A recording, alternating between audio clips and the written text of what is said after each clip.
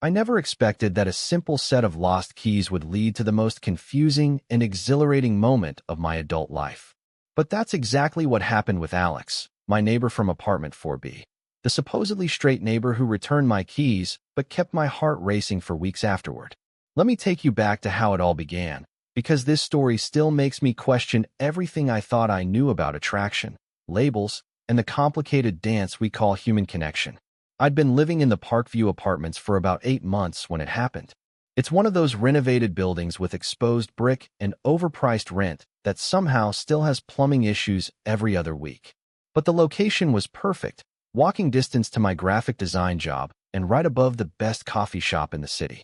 I'm Jamie, by the way, 32, perpetually single despite my friend's best efforts at matchmaking, and generally comfortable with my quiet life and occasional dating app disasters. Alex moved in 3 months after I did. Our first meeting was nothing special, just the standard neighbor introduction in the hallway. He helped me carry groceries up the stairs one day when the elevator was broken, and I remember thinking he was attractive in that conventional way. Tall, with dark hair that always looked slightly messy, as if he'd just rolled out of bed. He had this easy smile that made his eyes crinkle at the corners. But I immediately filed him under straight neighbor in my mental catalog and moved on with my life. We developed the kind of casual friendship that forms between neighbors who share a wall. We'd chat about the building's quirks, recommend shows to each other, and occasionally grab a beer at the pub around the corner. It was comfortable and uncomplicated. I knew he dated women. He mentioned an ex-girlfriend once or twice, and I'd seen him bring dates home.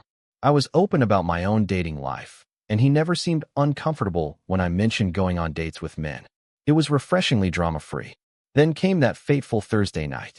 I'd been at a work event, one of those networking mixers that runs late because everyone's trying to impress everyone else. By the time I stumbled home, slightly buzzed on free wine and social exhaustion, it was well past midnight. I remember digging through my pockets at my apartment door, then my bag, then my pockets again with increasing panic. My keys were gone, completely vanished. Let me tell you, there's nothing quite like the particular brand of despair that comes with realizing you're locked out of your apartment at 1 a.m. on a weeknight. The building manager lived 20 minutes away, and the locksmith fees would be astronomical at that hour. I slid down against my door, contemplating whether sleeping in the hallway was actually an option, when Alex's door opened. "Locked out?" he asked, leaning against his doorframe in sweatpants and a faded university t-shirt. He looked like he'd been asleep, his hair even more disheveled than usual. I nodded miserably. "Lost my keys somewhere between here and downtown. I'm sorry if I woke you up." "No worries," he said, stifling a yawn. "You want to crash on my couch until morning? Might be more comfortable than the hallway floor." That's how I ended up spending the night on Alex's surprisingly comfortable couch, wrapped in a blanket that smelled faintly of his laundry detergent. Nothing happened that night. He simply gave me a pillow, the blanket, and pointed out the bathroom before retreating to his bedroom. But something about being in his space, surrounded by his things, made me see him differently. The books on his shelves revealed interests I didn't know he had. The art on his walls showed a taste that surprised me. I fell asleep wondering how much we really know about the people whose lives brush against ours. The next morning, I woke to the smell of coffee and the sound of Alex moving around his kitchen. He'd called in late to work, so he could help me sort out my key situation. We had breakfast together, just toast and coffee, and made a plan to retrace my steps from the night before. "Your keys have to be somewhere," he said reasonably. "Let's find them before you spend money on a locksmith." We spent that Friday morning walking back through my Thursday night, checking with bartenders and event staff, looking under tables and in lost and found boxes. It was strange how comfortable it felt, this unexpected time together outside our usual brief hallway interactions. We talked more than we ever had before, about our jobs, our families, our reasons for living in the city. I learned that he was a civil engineer who loved his work but hated his boss, that he had 2 sisters he adored, and that he made a point of calling his parents every Sunday without fail. It was at the third venue, a gallery where part of the networking event had been held, that we finally found my keys. They'd fallen behind a radiator somehow, and the cleaning staff had discovered them that morning. The relief I felt was immense, but there was also a strange twinge of disappointment that our impromptu adventure was coming to an end. "Mission accomplished," Alex said, handing me the keys with a theatrical bow. Your kingdom awaits. My very tiny, overpriced kingdom. I laughed. Seriously, thank you for all this. You didn't have to take half a day off work to help me. He shrugged. What are neighbors for? Besides, it was more interesting than sitting in a budget meeting. We grabbed lunch before heading back to our building, extending our time together without explicitly acknowledging that's what we were doing. Something had shifted between us, a new ease, a deeper curiosity. By the time we returned to our respective apartments, I found myself lingering at my door, reluctant to end our time together. We should do this again sometime, Alex said. Minus the lost keys and panic, of course. Definitely. I agreed, perhaps too quickly. And that's how it started. Our friendship leveling up from neighborly acquaintances to something more intentional. We began seeking each other out rather than relying on chance encounters in the hallway. Movie nights in his apartment or mine became a regular thing. We discovered a shared love of obscure documentaries and terrible science fiction. He'd text me random thoughts during his workday, and I'd send him sketches I was working on for feedback. Friends started to notice. My best friend, Mia, raised her eyebrows when I mentioned Alex for the third time during our coffee date. This straight neighbor of yours, she said, stirring her latte with deliberate slowness. Are you sure he's as straight as you think? Yes, I insisted. He dates women. He's talked about ex-girlfriends. She hummed, unconvinced. Because it sounds like you two are practically dating, minus the physical stuff. I dismissed her comments, but they lingered in my mind. Was I developing feelings for Alex? Was I setting myself up for disappointment? I'd been down this road before in college, falling for a straight friend who could never reciprocate my feelings. It had been painful and awkward, eventually destroying the friendship entirely.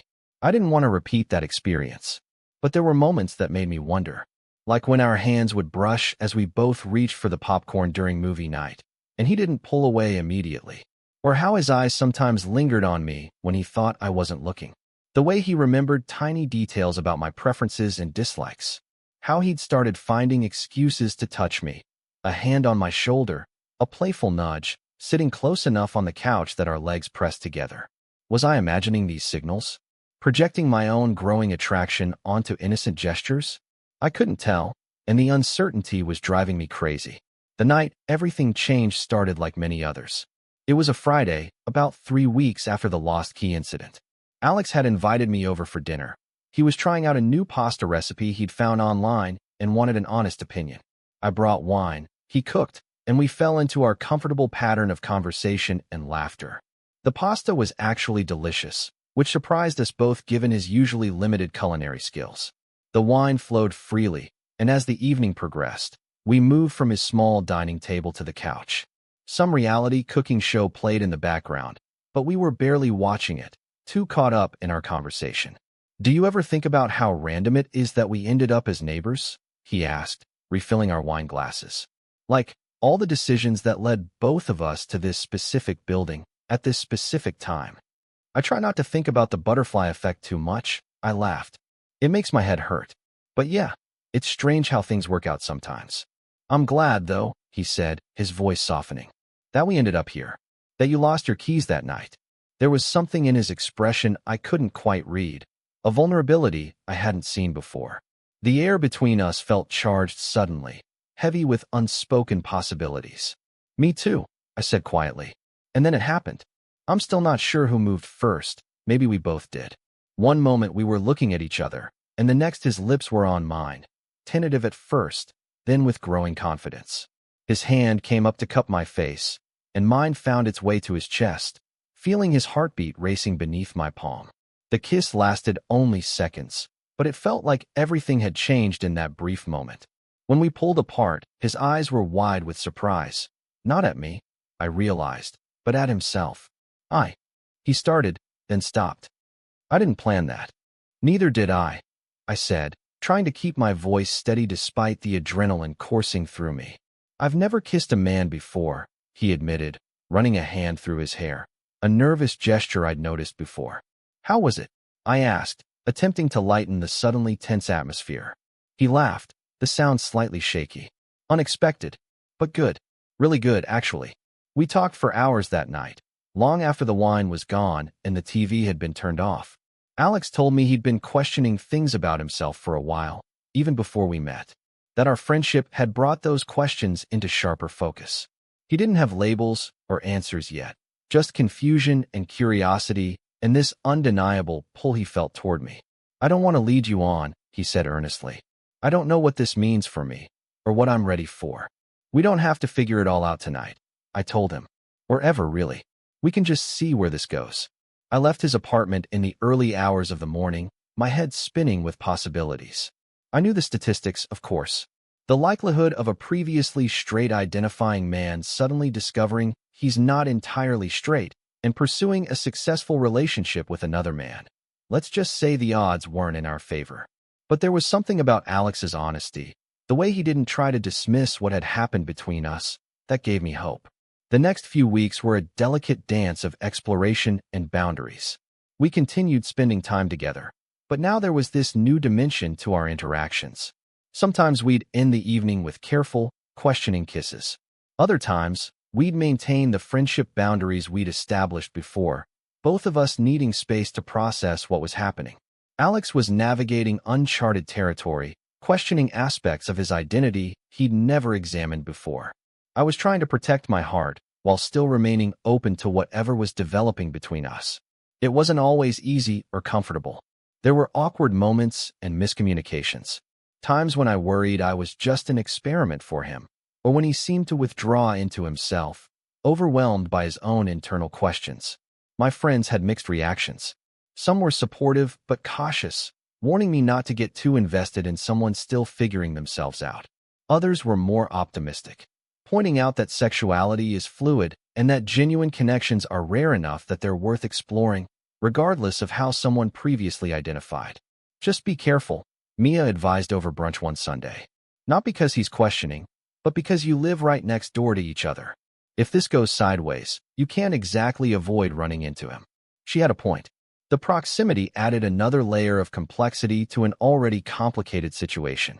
Every time I walked down our shared hallway, I felt a flutter of anticipation mixed with anxiety. Would this be a good day or a difficult one? Would we be moving forward or taking steps back? About a month after our first kiss, Alex knocked on my door late one evening. I could tell immediately that something was different. He seemed more settled, more certain than I'd seen him in weeks. "Can we talk?" he asked, and I invited him in, trying to ignore the nervous flipping of my stomach. We sat at my kitchen table, mugs of tea between us that neither of us touched. He looked at me directly, his eyes clear and focused. "I've been doing a lot of thinking," he began. "About us, about me, about what I want." I nodded, not trusting myself to speak. "I don't know if I'm bisexual, or if this is just you," he continued. "I can't promise I have everything figured out, but I do know that what I feel for you is real. It's not curiosity or confusion. It's just feelings. Strong ones." "What are you saying exactly?" I asked, needing clarity after weeks of uncertainty. "I'm saying I want to try this. Us for real. Not just occasional kisses and constant questions. An actual relationship, if that's something you want to." The relief and joy I felt in that moment was overwhelming. But I still had concerns. "Are you sure? Because if we do this, and then you decide it's not what you want after all." "I can't predict the future," he said honestly. "But I'm not going into this halfway. I've spent weeks overthinking every aspect of this, and the only thing I'm certain of is how I feel when I'm with you. Everything else is just details we can figure out as we go." So that's what we did. We started dating officially, navigating the transition from neighbors to friends to something more. It wasn't always smooth. Alex had moments of doubt and insecurity as he adjusted to being in a relationship that challenged his previous understanding of himself. I had my own fears about whether this could last, whether I was setting myself up for heartbreak. But there were beautiful moments too. The first time he took my hand in public without hesitation. The night he introduced me as his boyfriend to a colleague we ran into at a restaurant. The morning I woke up in his bed to find him watching me with such tenderness it made my chest ache.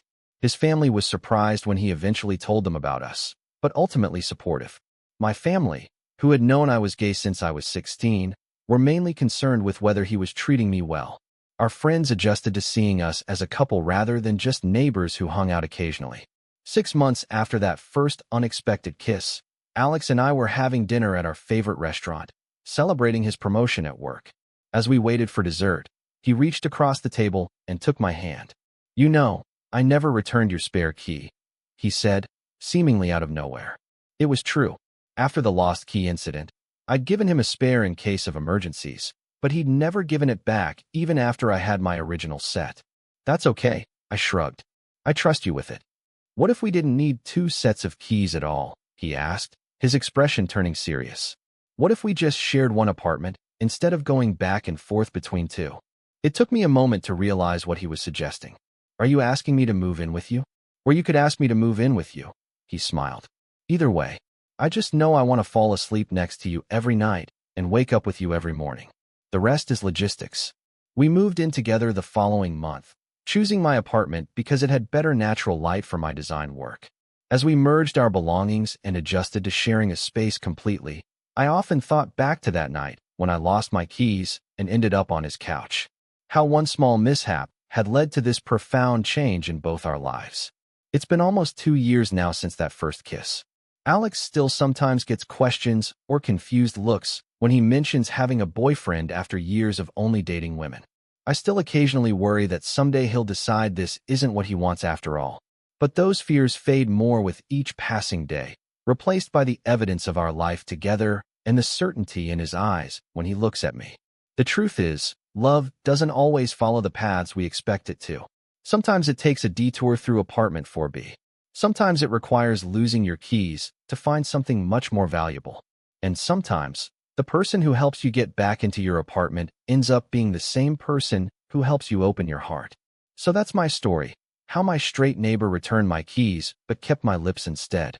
And how, in the process, we both found something neither of us was looking for, but somehow both needed. It's not always easy, and it's certainly not what either of us expected, but as Alex likes to say, the unexpected turns often lead to the best destinations. And as for those original keys that started it all, they're framed now, hanging on the wall of our shared apartment. A reminder that sometimes losing something can be the beginning of finding everything. Total _char_count, 18,267.